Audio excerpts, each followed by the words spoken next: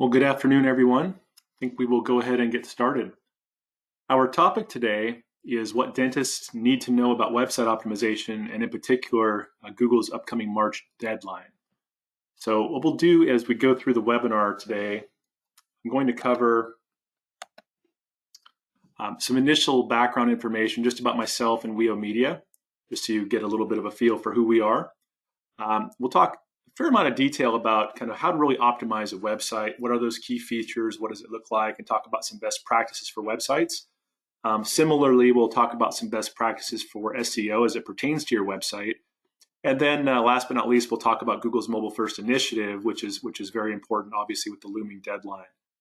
Now, as we get started here, on your webinar console, you'll see there's a section for adding questions. And so a little chat section. So if you have questions, go ahead and type them in there as we go through the webinar. And then at the end, I'll answer questions. And then also at the end, I'll have a slide with my contact information. So if you would prefer to send me an email or a text, we can certainly talk offline and answer your questions directly that way as well. Okay, well, let's get started. So a little bit of background about myself and WEO Media. So I'm one of the co-founders at WEO Media. We started the company in 2009. We've been focusing really exclusively on dentistry since 2009. In fact, the last couple of years, Dentistry Today has named me one of their top CE leaders and consultants. Now, WEO Media is based in the Portland, Oregon area, and we are a full-service dental marketing agency. We work with hundreds of practices throughout North America and really focus on client retention and customer service. And last year, we had kind of a record retention rate, over 95% of our clients, which is really outstanding, far above industry averages. Our company has also been a Google certified partner agency for about 7 years as well. Now, being a full service agency, we offer over 20 different services. And so what this allows us to do is really kind of analyze a practice's needs and goals and customize a specific program for them. One last thing here about our company. We've been very fortunate to win the ADA's Best of Class Award 4 years in a row. And so that's something we're pretty proud of. That award is given every year at the annual ADA conference. And so we've won for being the top website and online marketing company in dentistry. So we're really proud and honored to have won that award 4 times. Okay, so that's a little bit of a background about us. Now let's talk about marketing. So I want to kind of lay some groundwork with just initially online marketing. And what is it really about? So at a high level, online marketing is about 2 things, really. Number one is we want to drive traffic to the website. And there's lots of ways we can drive traffic, and we'll talk about that. Number 2, we want to convert that traffic into new patient leads. And so each of these items has kind of a distinct set of things that you want to do. And in particular, we're going to talk about as it pertains to the website today. So now when it comes to generating leads, kind of step 1 of the online marketing process, the website plays a critical role.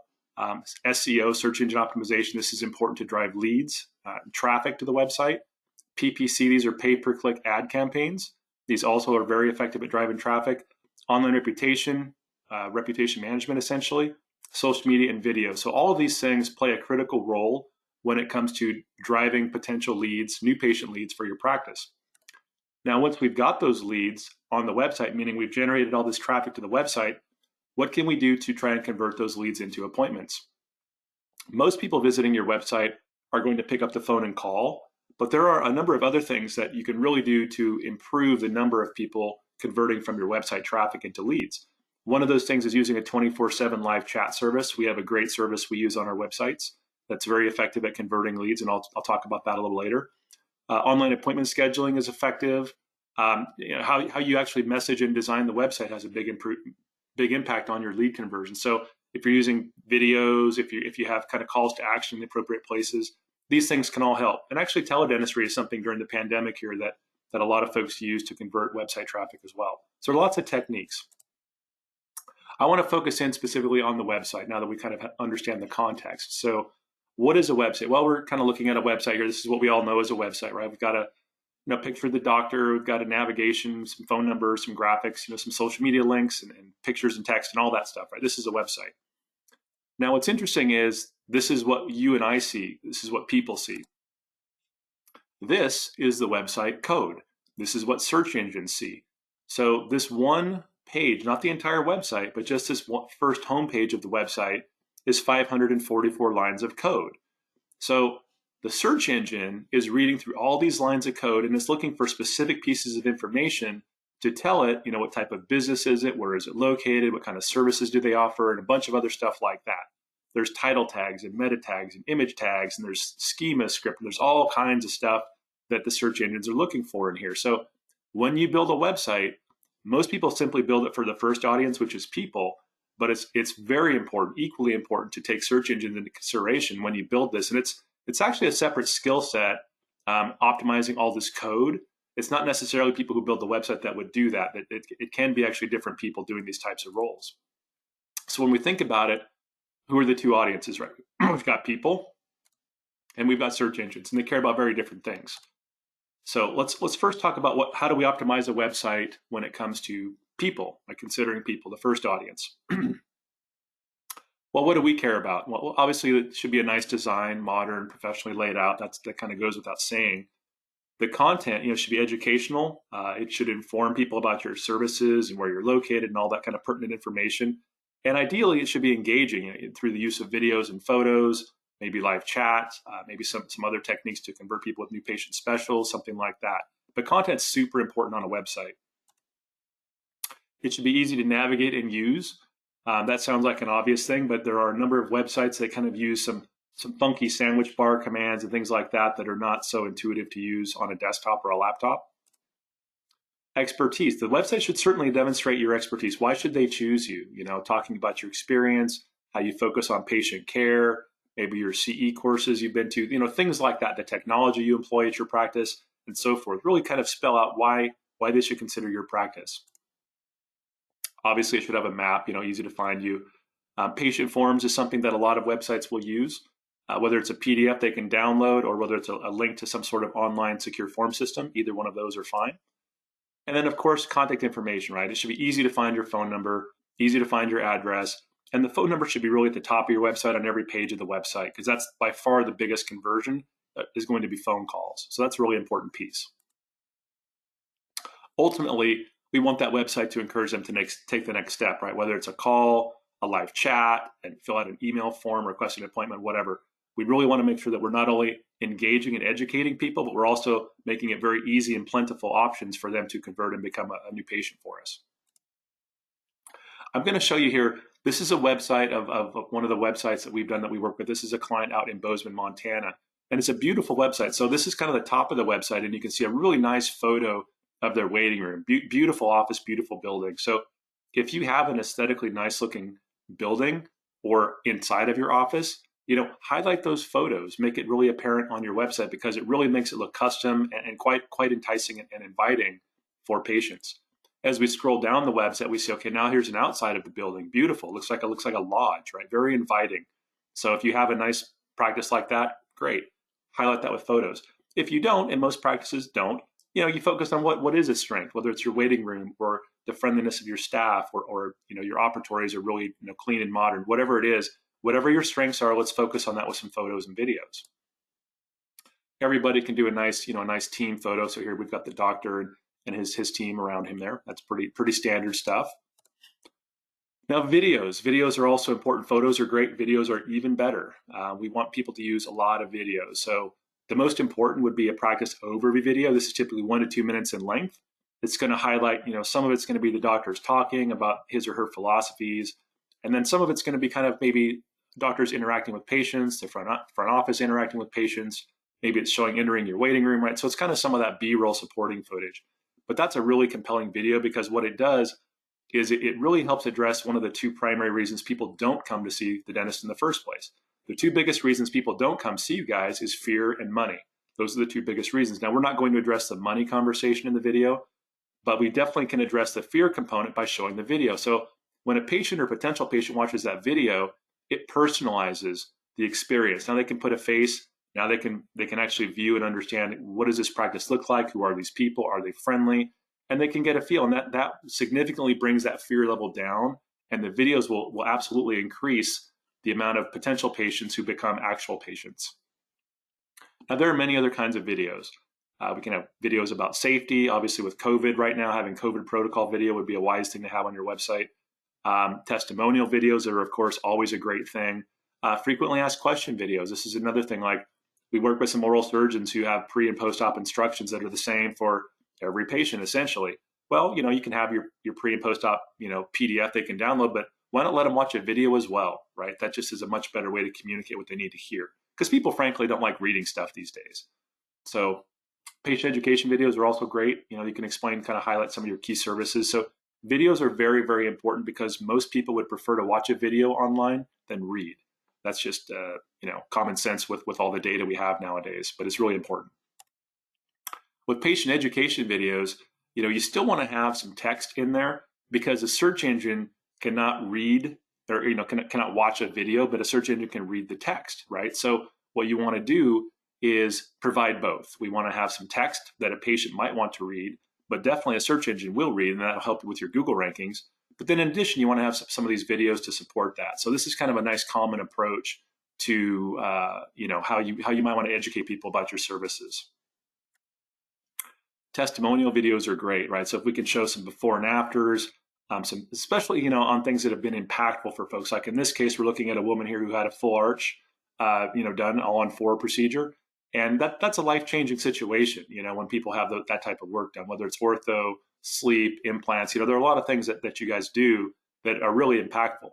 So take advantage of that with producing some great testimonial videos, because what happens is, if I'm a patient and I've got a condition and I come to your website, and I can watch a couple of testimonial videos of patients who maybe have a similar situation to mine, that's extremely impactful to me as a patient. And so we always highly encourage doctors, try to get as many patient testimonial videos as you can and put them on your website, put them on your Facebook, and kind of throughout your digital presence. They're very impactful.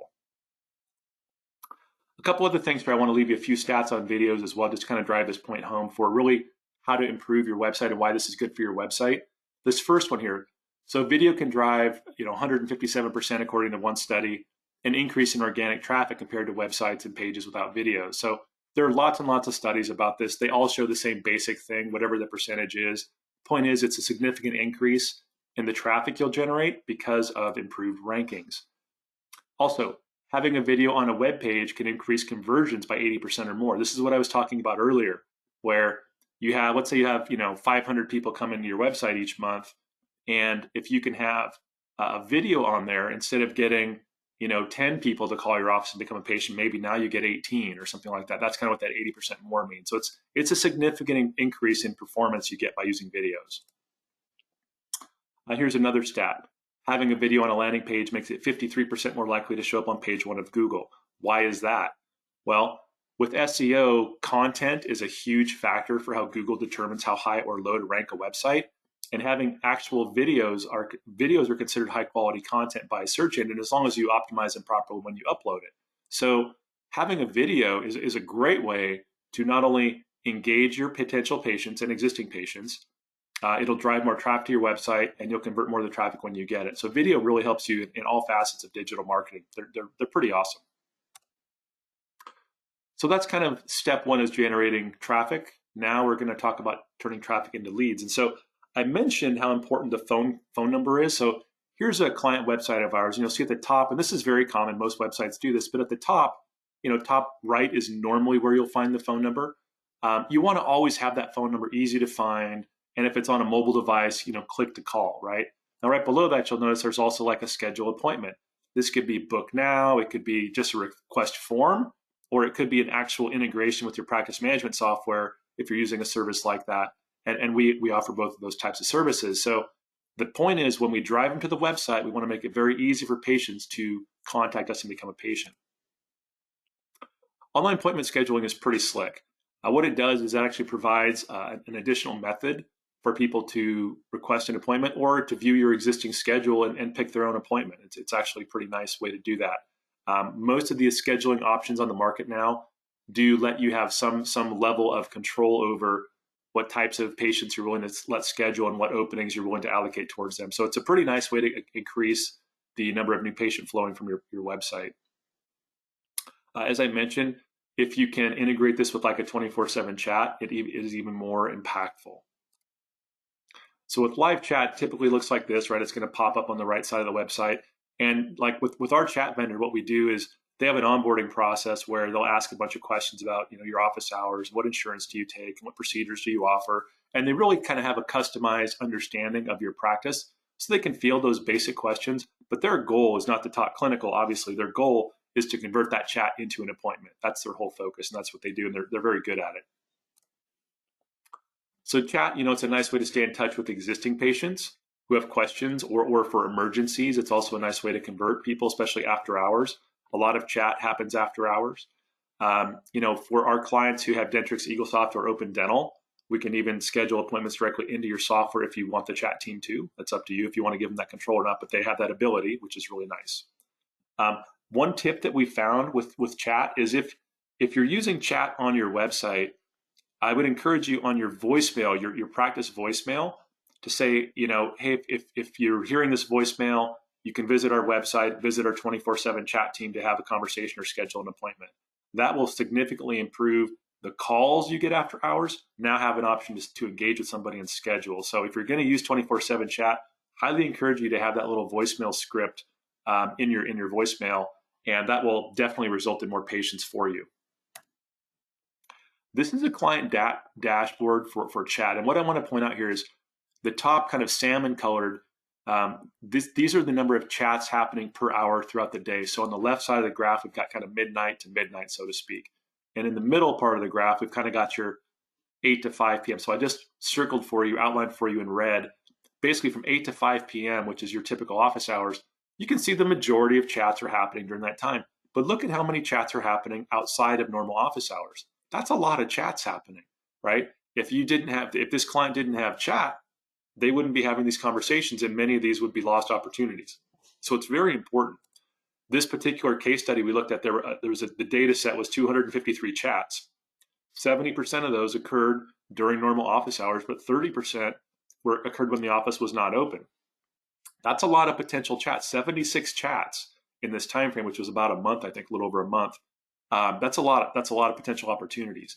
So what happened was, out of those 253 chats, they ended up with 102 referrals to the people who requested an appointment, and 40% of them actually became an appointment. So that's a pretty significant amount of patients. 40% of 250, you're looking at like 60, 40, 50, 60 clients, something like that. So that's a lot.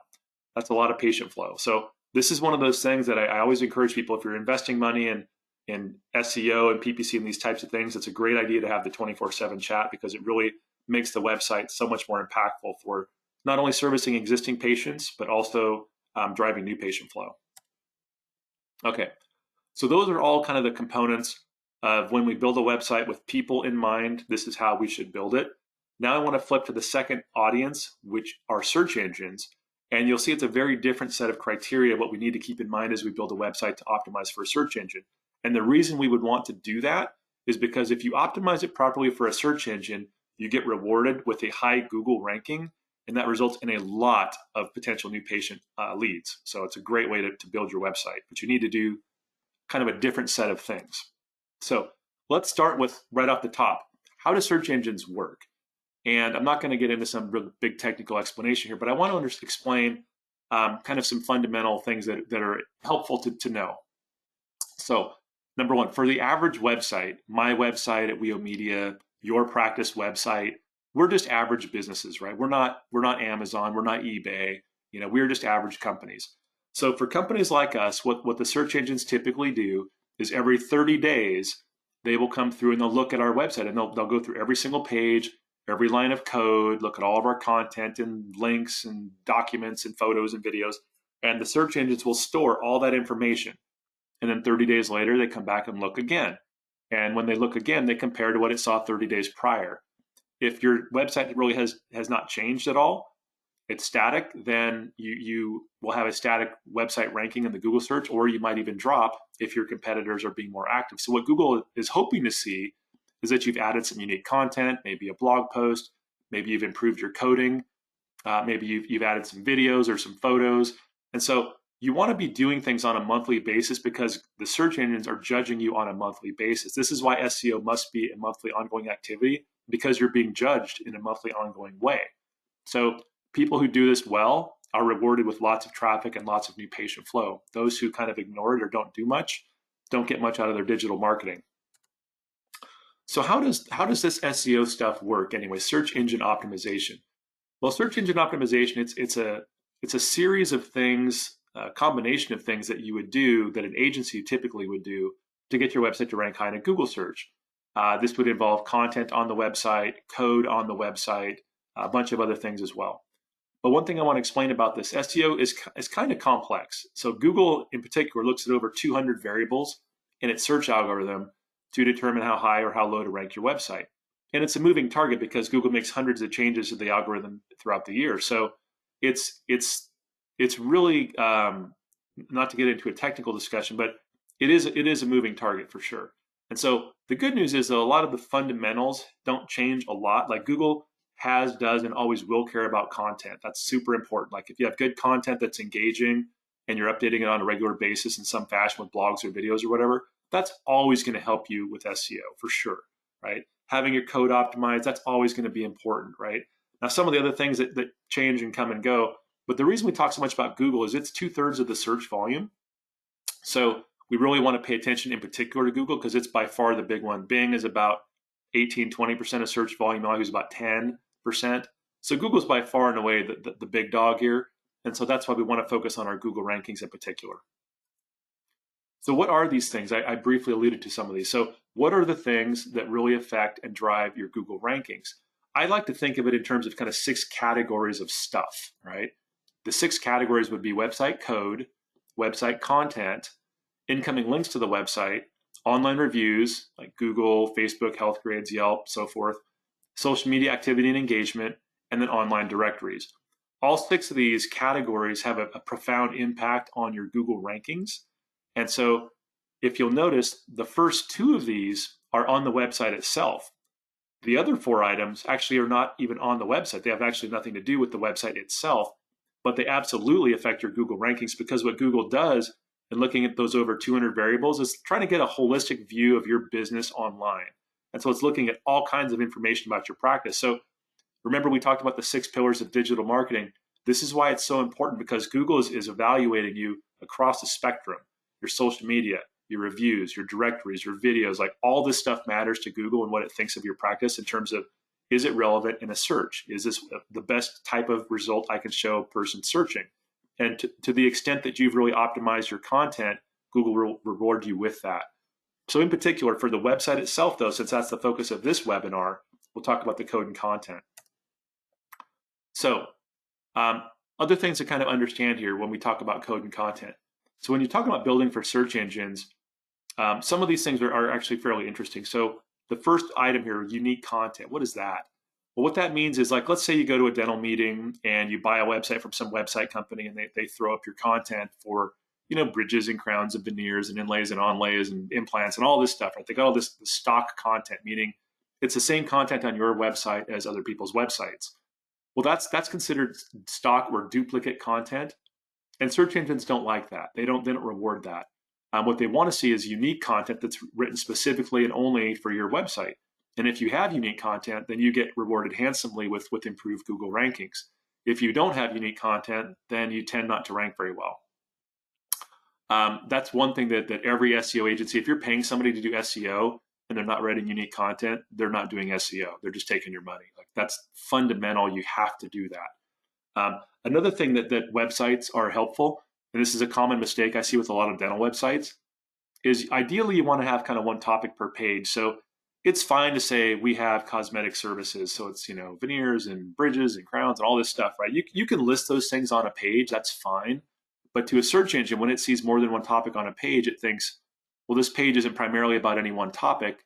Therefore, I don't know what to rank it for. So it ends up not ranking well for anything. So you can list out all your services on a page, that's fine. But in addition to that, you want to have one page on crowns, one page on bridges, one page on implants, and so forth.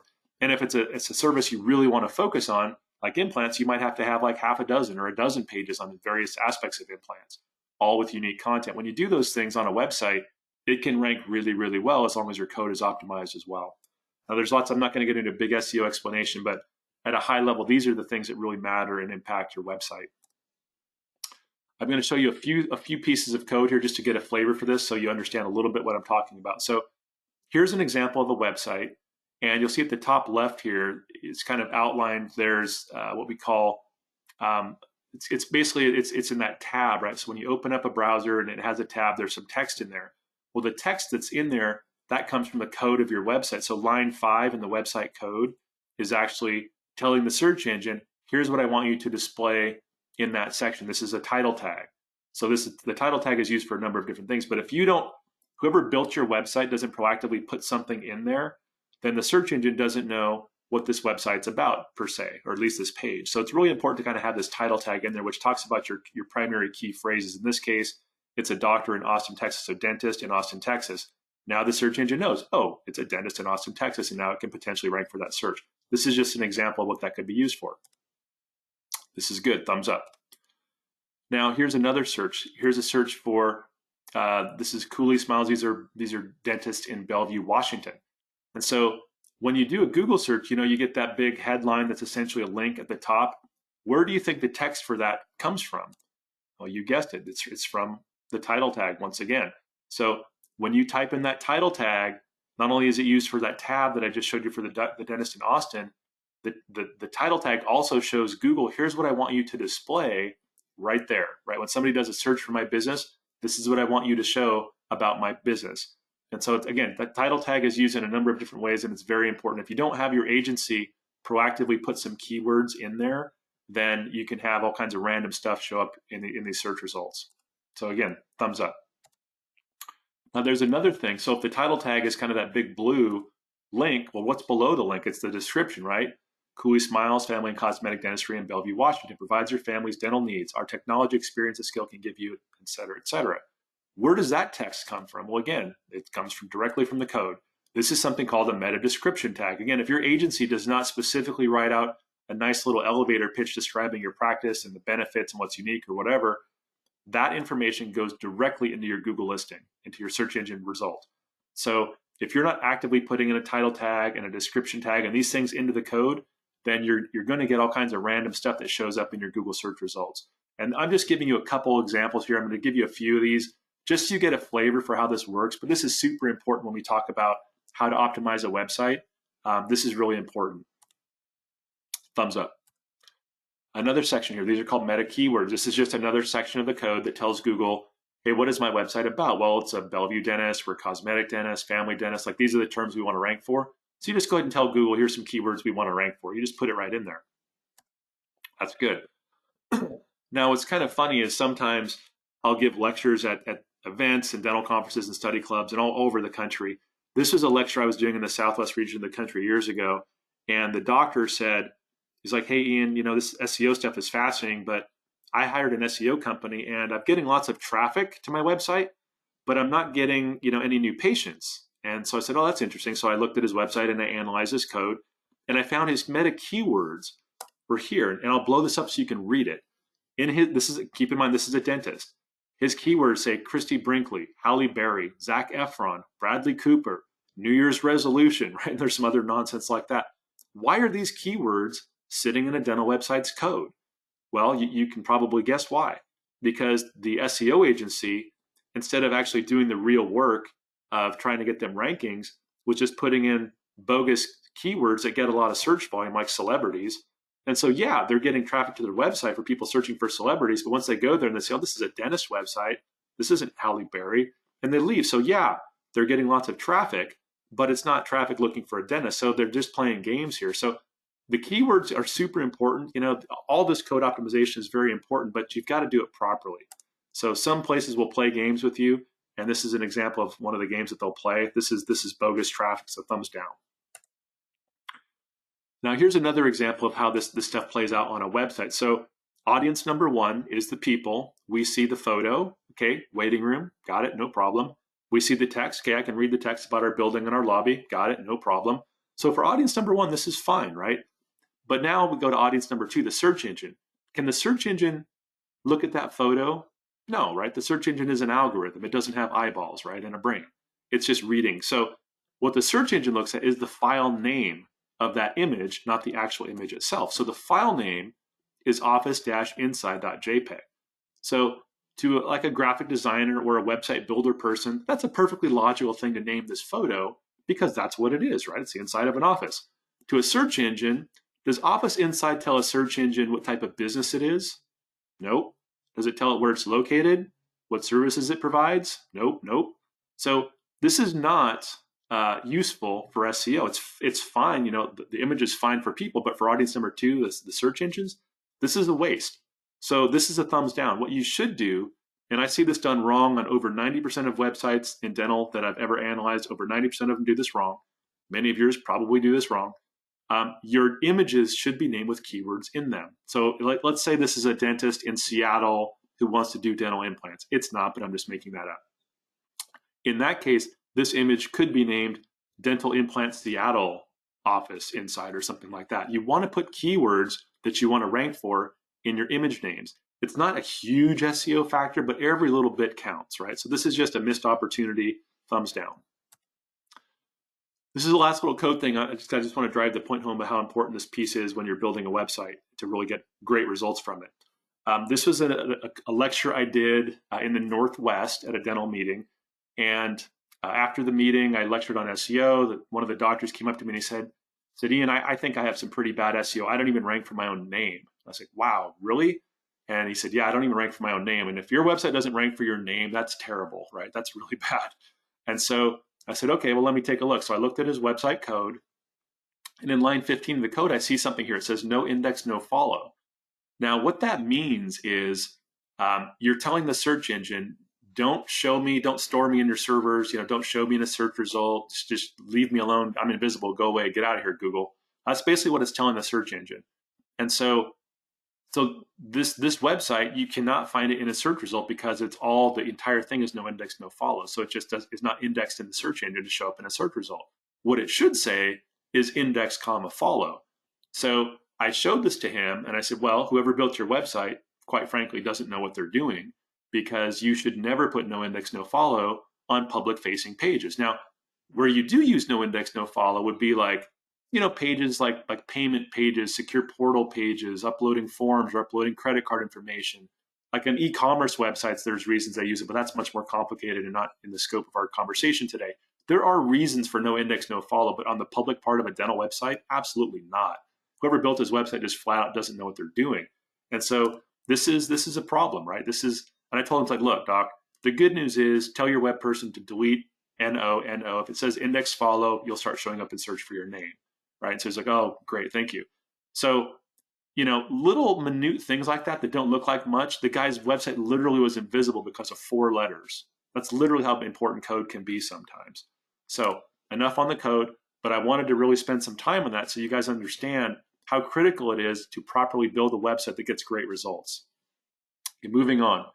Security. Here's another thing search engines care about, right? And actually, this is kind of an overlap because people care about this too. It's important to have what we call HTTPS. HTTP stands for Hypertext Transfer Protocol. What does that mean? Don't worry about it. But the S is what you need to worry about. S is for the security piece. So if it says HTTP and there's no S, then that website is not secure. If it's HTTPS, then that website is secure. And how do you get a secure website? Well, your website company should purchase what's called an SSL certificate. Now, sometimes people hear a lecture like this, like, oh, I'll just go do it myself. I'll just go buy one. Well, the problem is there's lots of different certificates. And if you don't know specifically the type that's compatible with your hosting company, then you quite likely can buy the wrong certificate and just waste your money. We've had this happen. A few practices have come to us over there. Hey, I bought a certificate. Can you put this on my website? This was years ago. And we said, well, you bought the wrong kind. And so they just wasted money. So I would encourage you, number one, check your website, see if you have an S. If you don't, contact your website company and say, hey, I'd like to upgrade to secure, and they'll walk you through what that looks like. Now, one way to think about this again, what this should say is, again, HTTPS, the little S there, that's what you want to see. That's good, thumbs up. If it doesn't have that, then there's no S, then you need to get a hold of your website company and have them change that for you. Probably there'll be an extra fee for that. It shouldn't be a lot of money, but probably will cost you a little extra money. Okay, another thing that search engines care about is your blog, actually, believe it or not. So now the thing with blogs have been around a long time. In fact, many of you may have heard of a website platform called WordPress. Well, WordPress is the most popular website platform on the planet, kind of like Windows is on PCs. But WordPress originated as a blogging platform. That's kind of where it got its start, and it evolved into kind of a website platform. So blogs, though, are important because it's an opportunity for you to add lots of unique content to your website, and you get rewarded by a search engine. But you don't have to make your website so overwhelmingly, content heavy that it becomes a burden for people to navigate. So that's the nice thing about a blog, is you kind of get the SEO benefit for Google without making it a poor user experience for patients. Now, in order to get good performance on your blog, it needs to be embedded in the domain of your website. So what does that mean? Here's kind of what this looks like. So if it's www.yourwebsitedomain.com and then /blog, like the blog is in your website, that's what you want. What you don't want is something like www.blogger.com or blogspot.com. Like, you don't want your blog lying or residing, I should say, on a blogging platform itself, and then you link to it from the website. Some people do that, and you get almost no SEO benefit. If your blog is not residing on your website is not going to benefit much from that. So it's important to make sure that your blog resides in your domain. And again, if you're not sure, you can take a look at the domain. If you're not sure, you say, I don't understand this stuff, Ian, this is confusing to me. Send me an email. Myself or one of my consultants will take a look and we'll let you know. But this is something that, again, if you're going to go to all the work and effort of creating those blog posts and doing it, by all means, please make sure it's on your actual website. Mobile. Now we're going to talk about mobile and Google's kind of big March deadline here. So we'll talk about mobile a little bit, and I'll kind of explain what that looks like. So first thing to know about mobile, when mobile came out, years ago, when the iPhone came out, and websites were just kind of ramping up, and it was all about the desktop experience, because mobile was such a small percentage of search that it just didn't matter. And then over the years, of course, as we all know, that story has changed quite a bit. Now, like with dental websites that we look at, about 70% of the traffic we typically see is coming from mobile devices, mobile meaning tablet or phone, right? And Google knows this. Obviously, Google knows this better than anybody. So what Google has found over the years, and all the search engines have found, is as people have migrated to most of the traffic coming on mobile devices, it didn't really make as much sense to rank for, to evaluate a website based on their desktop website when most of the traffic is on the mobile version of the website. So over time, Google has kind of shifted their focus. Initially, they were focusing on desktop websites, and then they focused on like dedicated mobile websites a few years ago. And now they've kind of shifted gears over the last few years, and they want like what's called a fully responsive website. So, and I'll kind of talk about what that means. But essentially, with Google's migration to this, so what they've done is, this has been several years in the making. It's a multi-year migration to this kind of new standard for their search engine. So as I mentioned, the ranking focus initially was desktop, and then it was dedicated mobile. And what they found was that as people migrated more and more and more to mobile devices, that became more of the focus. Now, a dedicated mobile actually still is kind of a better user experience usually, but the problem with that is Google, it's twice as much work for Google, because now there's 2 websites to index, 2 websites to analyze, and it creates a lot more effort for them and their algorithms to stay on top of that stuff. And frankly, maintaining 2 websites is also a bigger pain in the butt for the website company as well. So anyway, long story short, there's all this momentum moving towards the new standard, which will be fully responsive. Now, fully responsive websites have been around for years, and Google came out a few years ago and said, we want everybody to move towards these responsive website designs. What does that mean? Well, a responsive website automatically, responsively adjusts itself based on the screen size that it's viewing, that it's being viewed from. So the website can detect, oh, this is a phone. In fact, it's a Google, it's a Google Android, or it's an iPhone 7, or it can detect the device, and then based on the device that's being viewed by, the website can responsively adjust and render an appropriate version of the website that'll work on that screen. That's what's so nice about responsive, is it's kind of a smart approach to adapting to your screen resolution, your screen size, and so forth. So that's kind of been what Google's wanted us to move towards. Now they've said that years ago, like, hey, you need to start converting. And so, WEO Media, we started converting our website clients, years ago, and we still have a few clients that have been ignoring us. And we're like, guys, you really need to do this. But the vast majority of our clients have listened and have converted. Thank goodness. What's going to happen now? Google has come out, and they've been saying this for a while. This is not like brand new off the press news, but I'm just sending this out as a reminder to people. Google has said March 2021. That's kind of what the drop dead date is. So what's going to happen then? Well, if you have a fully responsive website, you should be in pretty good shape. You're fine. However, if you have kind of an older desktop website that's like a dedicated desktop, you can't really salvage that. You just need to scrap it and rebuild a brand new website as soon as possible. Likewise, if you have kind of one of the old dedicated mobile websites, same thing, .mobi, or if it's just got a dedicated mobile, you need to build a new website ASAP. Because in March, what's going to happen is Google is going to say anything that's not fully responsive, that doesn't meet their criteria, it's going to literally stop showing it in a search result. So remember I just talked about no index, no follow? This is even worse. This is Google telling you, we're not going to index you. We're not going to follow. You're toast. So we really, really need to pay attention. If you're not certain that your website's mobile responsive, you should get a hold of your website company today and ask them, am I mobile responsive? That's one thing you can do. Also, if you want to learn more about this topic, you can go to our website, and my partner, Corey Roletto, he wrote a really nice article on this. It's on our blog. So weomedia.com/blog, or you can go there and navigate to our blog either way. But this will take you to our blog, and the top post on our blog right now is on this whole Google Mobile First Rollout initiative. So if you want to learn more. Now, there's another thing you can do to kind of test this yourself. This isn't 100% certainty, but it's quite likely to tell you what you need to know about your mobile. So you can go on to Google and you can type Google Mobile Friendly Test and click on the link that comes up in the search results. When you do that, you'll come to a page that looks kind of like this little graphic here. Little gray boxes, is your website mobile friendly, right? So what you do is in the little white box where it says enter a URL to test, you will enter your website. So HTTP, S or no S, www, whatever it is, .com, .net, whatever. Copy and paste your website address in there. Then right below there, there's a little button that says test URL. I know it's hard to see on the screen, but that's kind of how it is. And so within about 30 seconds, Google's going to spit back one of two outcomes for you. It's either going to look like this, green, good, thumbs up, right? Page is mobile friendly. Now that doesn't necessarily mean you're 100% off the hook, like, because you'll notice here, like there's a little, yellow triangle. It says page load warning, page loading issues. You probably want to have your website company take a look at that just to make sure you're good. But if you're green, probably you're good. If you get red, you got a problem. You need to if you get a red, you need to immediately contact your website company and ask them what to interpret the results. Am I mobile friendly? Am I going to be in trouble with Google's algorithm change for mobile first? And you can ask them these things. Hopefully you're not red, but if you are, you should jump on it right away. So let me recap the recommendations here, and we'll wrap it up here in a few minutes. So first, right, we need to remember that websites are built for two audiences, people as well as search engines.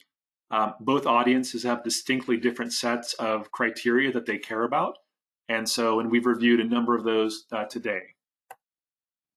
We want to make sure we're using actual photos and actual videos of the practice. Let's put those on the homepage of our website, throughout the service pages and testimonial pages, and then of course on your social media properties, right? Your Facebook, Instagram, whatever else you may use. Photos and videos absolutely improve the engagement of websites and social media alike. I highly consider, using online appointment scheduling and or 24/7 live chat, especially if you have any level of decent website traffic. I mean, if you have at least a few hundred visitors a month or more, you're really going to benefit by investing in these types of services, because the bump you're going to get in new patient flow would more than pay for these services. If you have a brand new website with very low traffic, I would really invest your budget first in SEO and pay-per-click ads and things like that. Get your traffic up a ways, and then secondarily invest in scheduling or chat. When you talk about SEO, I want you to use real SEO. So if you're currently paying for an SEO agency, I understand you may not be equipped to analyze that yourself, but the things you're going to want to know, are they optimizing the code? Are they doing unique content? Are they updating my directories? And in fact, if you're not sure, again, you can reach out to me, myself, or one of my consultants. We can analyze your website, and we can let you know within 10, 15 minutes what the deal is. Like if they're doing real SEO, or if they're just taking your money. It's pretty obvious, and we can point out specifically what they're doing or not doing. So if you're not sure, I'll put my contact information in here in a minute. Make sure your website is secure, right? HTTPS, got to have the S. If you don't have an S, ask your website company to get you an S. Put the blogs on your website domain, right? Not on a blogging domain, but on your website. And make sure your website is mobile responsive, right? This is an important piece, especially with the March deadline looming. You want to make sure about that, right away. Now, wrapping up here, this is one thing I wrote. I've been lecturing on these topics for over a decade now, and I decided a couple years ago to put a lot of this information together and write a book. And so here's a book that I published in 2019. It's called Mastering Practice Growth, and it's packed full of a ton of information about how to optimize your digital marketing, but so much more. It's about practice management. It's about DSOs and finance, and it's all kinds of aspects of growing your practice. I interviewed a number of industry experts. It's not just my content in there. I've got interviews with people on different topics that I'm not an expert in. And so it's a really good resource guide. I'm not trying to sell it. We want to give it to you for free. All you need to do is email us at info@weomedia.com, have a consultation with one of our consultants. They'll review your marketing, and when they're done, they'll send you a book. It's that simple. We're happy to get it out there for you. So what I'm going to do here is I'm going to leave my contact information up on the screen here for about a minute, and we will probably wrap up the webinar here as we're wrapping up to finish. What I want to recommend for folks is if you have any questions about your digital marketing, if you want us to do an assessment of where you're at with, how's my SEO, am I mobile responsive, what do you recommend that I do? Just ping me, go info@WEO Media, or you can call me directly, on my cell phone, or email me directly here, my contact information. We're definitely happy to help. Our approach is total education. We're not going to do some sales pitch. What we like to do is educate. Here's how this works. Here's what your situation is. Here's how we can help if you'd like us to. But frankly, we want to educate you. And if we can help, we'd love to be your agency. But if you're good, that's fine too. We'll just be a resource for you. So anyway, I really want to thank everyone for joining today. If you've not already signed up for our newsletter, you can do that on our website and receive future webinars. I typically do one of these webinars every month. I have not posted the schedule yet, but we'll be getting that out. So if you're on our newsletter, you'll get an automatic update. Otherwise, you might check back later on at our website. So I want to thank everybody for coming today. I hope you got some good information here. Feel free to reach out to us if you have any questions. So I wish you the best of luck, and have a good one. Thanks.